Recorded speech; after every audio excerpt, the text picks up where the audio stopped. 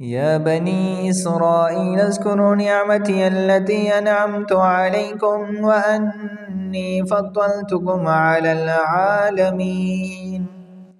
واتقوا يوما لا تجزي نفس عن نفس شيئا ولا يقبل منها شفاعة ولا يؤخذ منها عدل ولا هم ينصرون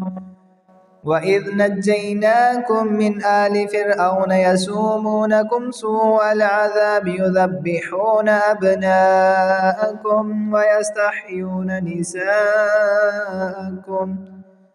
وفي ذلكم بلاء من ربكم عظيم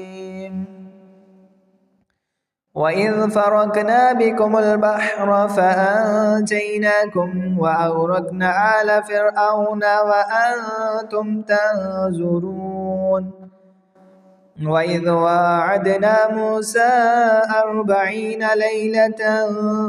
ثم اتخذتم العجل من بعده وأنتم ظالمون ثم عفونا عنكم من بعد ذلك لعلكم تشكرون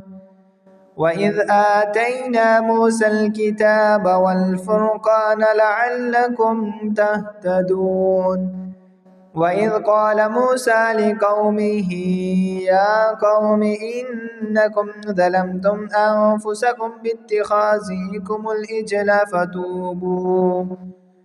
فتوبوا إلى بارئكم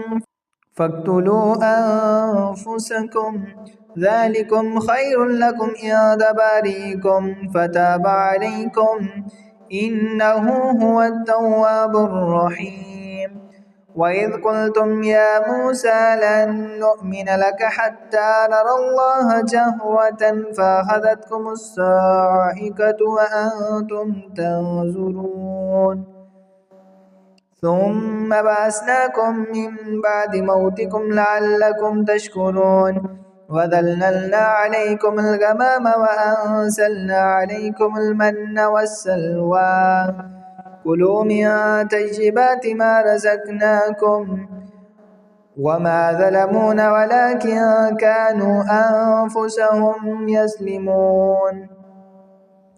وإذ قلنا ادخلوا هذه القرية فكلوا منها حيث شئتم رغدا وادخلوا الباب سجدا وقولوا حتة نغفر لكم خطاياكم وسنزيد المحسنين فبدل الذين ظلموا قولا غير الذي قيل لهم فأنزلنا على الذين ظلموا رجزا من السماء